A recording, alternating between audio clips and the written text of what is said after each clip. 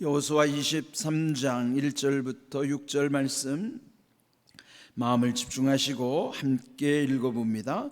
여호와께서 주의 모든 원수들로부터 이스라엘을 쉬게 하신 지 오랜 후에 여호수아가 나이 많아 늙은지라 여호수아가 온 이스라엘 곧 그들의 장로들과 수령들과 재판장들과 관리들을 불러다가 그들에게 이르되 나는 나이가 많아 늙었도다. 너희의 하나님 여호와께서 너희를 위하여 이 모든 나라에 행하신 일을 너희가 다 보았거니와 너희의 하나님 여호와 그는 너희를 위하여 싸우신 이시니라.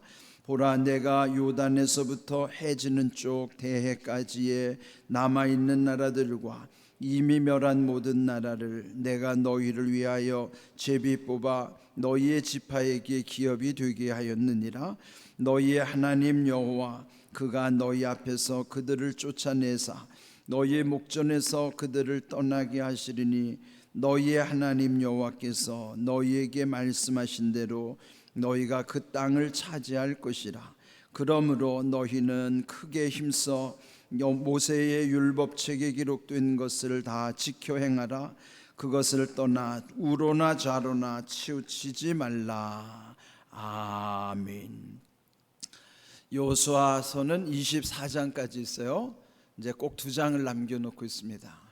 그런데 끝부분이 중요하죠.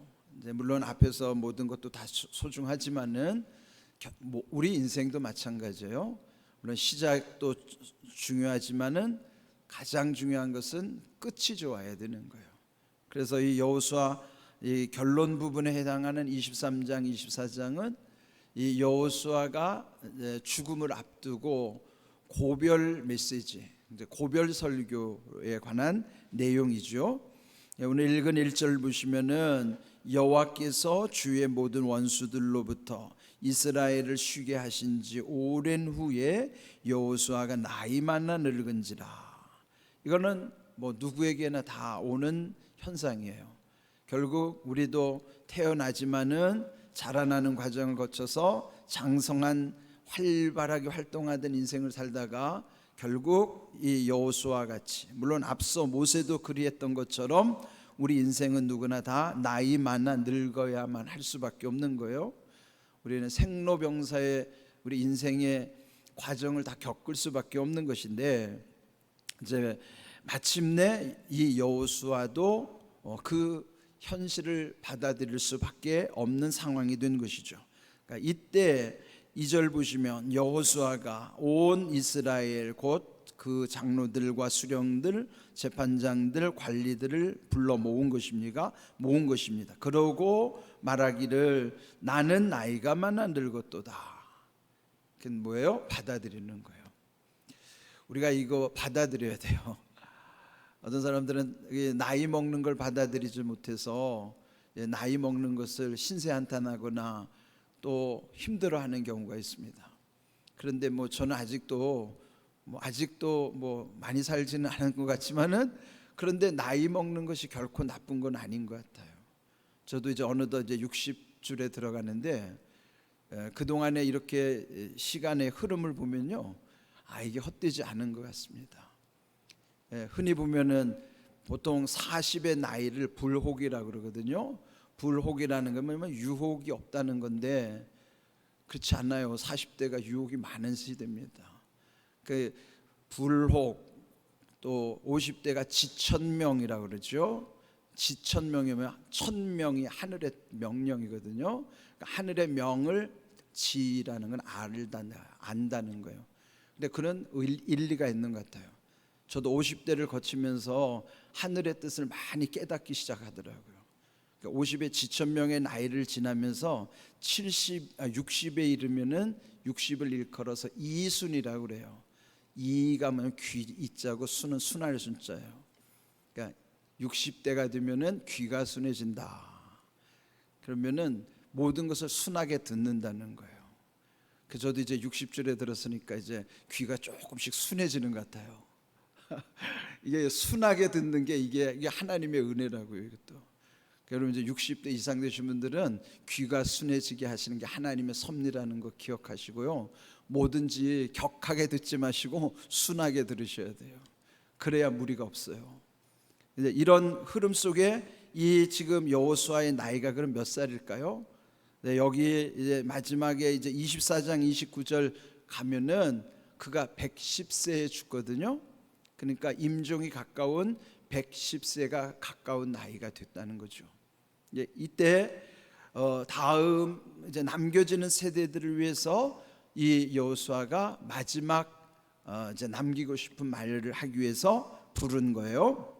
거기에 보면은 그 백성들을 대표하는 장로들, 수령은 그 지도자들의 리더들, 그리고 재판장, 또 모든 일을 관리하는 사람들, 그러니까 핵심, 그 모든 일을 이루어가는 핵심 멤버들이죠. 그들을 소집해서 자기의 형편을 말하는 것입니다. 나도 이제 나이가 많아 늙었다. 그건 무슨 의미겠어요? 이제 내 인생 얼마 안 남았다.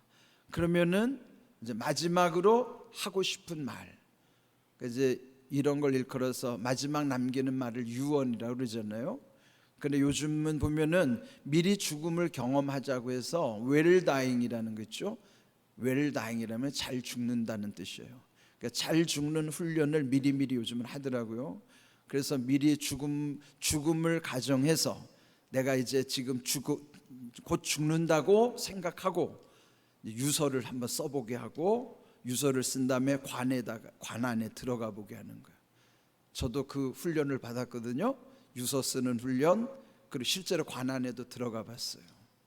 관 안에 들어가서 관이 딱 닫히는 순간에 내가 의식이 있을 때 관 속을 한번 경험해 보는 거예요. 그런데 그 유서를 다 쓸 때 보면은 숙연해지고 어떤 사람은 많이 울어요. 지금 내가 곧 죽는다고 생각하고 죽음을 앞두고 내가 마지막 말을 남긴다고 할 때 가족들 한 사람 한 사람 이름을 불러가면서 그동안에 있었던 거를 고마워하면서 미안해하면서 또 이렇게 당부하는 말을 쭉 유서를 써보는 것도 그것도 좋은 훈련인 것 같아요. 기회가 되면 우리도 한번 미리 유서 쓰는 훈련, 관 속에 한번 들어가는 훈련, 그런 것도 한번 받아보면 좋을 것 같아요. 그러나 이렇게 어찌하든지 우리의 현실을 수용할 수 있다는 것이 지혜죠. 그래서 이 여호수아가 지금 이 나이가 많아서 이렇게 마지막 남기는 말의 핵심이 3절부터 시작이 되는 거예요. 너희의 하나님 여호와께서 너희를 위하여 이 모든 나라에 행하신 일을 너희가 다 보았거니와 너희의 하나님 여호와 그는 너희를 위하여 싸우시니시라. 먼저 이들에게 강조하는 내용이 뭘까요? 하나님과의 관계예요. 그런데 여기서 뭐라고 하냐면은 너희의 하나님이라. 왜요? 이제는 여호수아 시대가 지나고 있기 때문에 여호수아는 지금까지 나의 하나님으로 고백하면서 살았어요. 그러면 나의 하나님으로 고백하는 이 여호수아는 이제 너희들도 각자 자기 하나님으로 삼아야 된다. 그래서 나의 하나님이라고 말하기보다는 각자 너희의 하나님이라. 각자 너희의 하나님. 여기 너희의 하나님이라는 표현이 여기 전체 23장에 보면은 13번 반복되고 있어요. 여러분 23장을 읽으면서 너희의 하나님에다가 한번 동그라미를 쳐보세요. 13번이나 너희의 하나님, 너희의 하나님 그렇게 강조하는 내용이 나와요. 그래서 하나님은 누구의 하나님이라고 3인칭으로 쓸 수가 없어요. 3인칭이라면 자기하고 상관없는 하나님인데 나의 하나님 1인칭의 하나님이어야 돼요. 각자 자기 하나님이어야 되기 때문에 여호수아도 그렇게 평생을 살아서 남겨지는 세대들에게도 각자 너희 하나님 되어야 된다.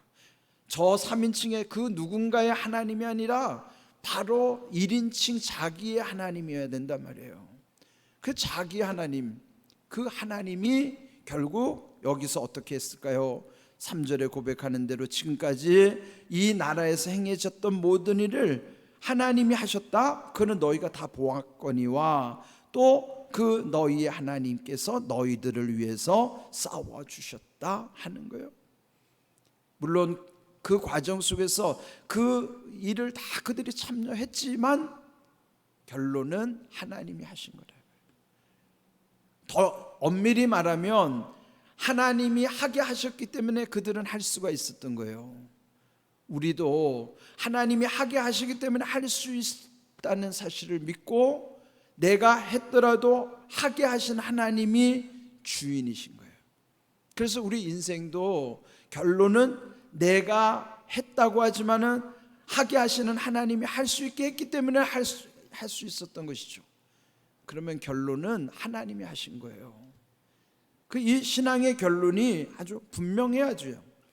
그래서 여기서 나의 하나님으로 고백할 수 있도록 계속 너희의 하나님이다를 강조하는 겁니다.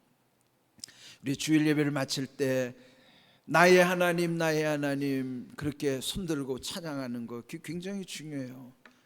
마지막 예배를 끝나고 나의 하나님을 고백하고 이 예배를 끝나고 세상으로 나가야 돼요. 제3자의 하나님이 아니라 각자 자기 하나님을 믿고 세상으로 나가는 거요. 그 굉장히 중요하잖아요. 여기 이제 첫 번째 중요한 것이 각자 자기 하나님이었고 그 하나님이 행하셨다는 사실을 깨닫게 하는 것이죠.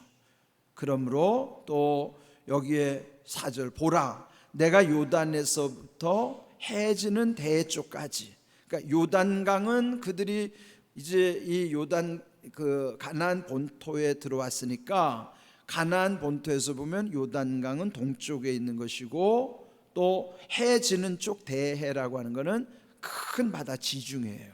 그래서 큰 바다이기 때문에 대해라고 하는 거예요. 그거는 지중해 바다거든요.